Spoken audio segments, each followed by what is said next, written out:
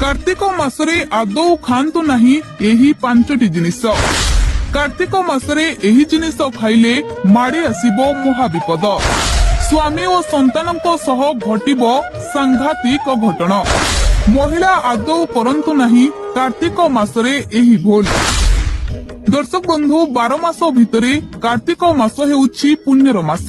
एही मास भगवान विष्णुकर अत्यंत प्रिय मास।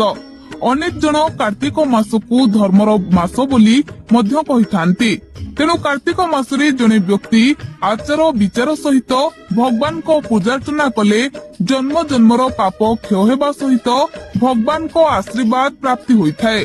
तेणु कार्तिक मासरे विशेष करी महिला माने जो पुण्य अर्जन करिथांती ताहा द्वारा स्वामी और संतानंकर मंगल होइथाय। आउ जदि महिला माने कार्तिक मासरे एही पांचटी जिनिस खाई थांती तेबे सेमानंको पूजा फलप्रद होई नथाय। तेबे दर्शक बंधु आसंतु आज रही वीडियो रे जानिबा जे कार्तिक मासरे महिला माने केउ केउ जिनिस खाइबारु निजको दूरे रखिबा आवश्यक होइथाय। कार्तिक मास बा धर्म मासरे खाइबा एवं जीवनशैली संबंध रे शास्त्र रे अनेक नियम उल्लेख करा जायछि। एही नियम मानिबा द्वारा यह स्वास्थ्य उपरे एक सकारात्मक प्रभाव पकाउथिबा बेले लक्ष्मी नारायण को कृपा द्वारा सांसारिक जीवन बेस हस खुशी रे कटिथाए। कारण एही पवित्र मासरे भगवान विष्णु नारायण रूपरे पानी रे वास करंती। तेणु कार्तिक मासरे भूल रे भी आमिष खाइबा उचित होई नथाए। विशेष करी कार्तिक मासरे माछ खाइबा एक बहुत बड़ भूल बोली विवेचना करा जाए। कारण धार्मिक दृष्टिकोणरू मांस एवं माछ खाइबा निषेध होइछि।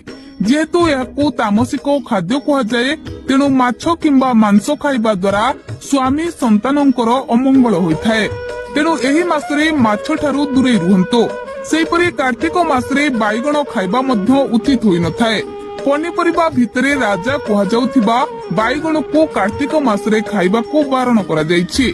जदि कार्तिक मासरे महिला माने एहाको खांती तेबे पाप वृद्धि पाइथाए और पुण्य नष्ट हुए बोली कहा जाइथाए। केवल बाइगण नुहे भूल रे भी कार्तिक मासरे कलरा खाइबा उचित होई नथाए। कलरा तिक्त खाद्य होइथिबा एही पवित्र साधना मासरे कलरा खाइबा द्वारा पूजा सफल होई नथाए। तेणु एही मासरे कलरा खाइबा को बारण करा जाइथाए। सेहीपरि कार्तिक मासरे पियाज एवं रसुण खाइबा को बारण करा जाइछि। यह धर्म मास होइथिबारु एही मासरे भूल रे भी पियाज रसुण खाइबा उचित नुहे। छतु मध्य कार्तिक मासरे खाइबा उचित होई नथाए। जदि केही केही छतु को निरामिष बोली भाबी थांती हेले छतु किंतु आमिष बोली कहा जाए। पुराण शास्त्र रे छतु खाइबा को मध्य बारण करा जाइछि। मसूर डाली को कार्तिक मासरे खाइबा उचित नुहे। मसूर डाली खाइबा द्वारा भगवान क्रोधित होइथांती। तेणु भूल रे मध्य कार्तिक मासरे मसूर डाली आदौ खांतु नाही। सेहिभଳି पोई साधारणतः महिला मानकर अत्यंत प्रिय खाद्य बोली कहा जाइथाए।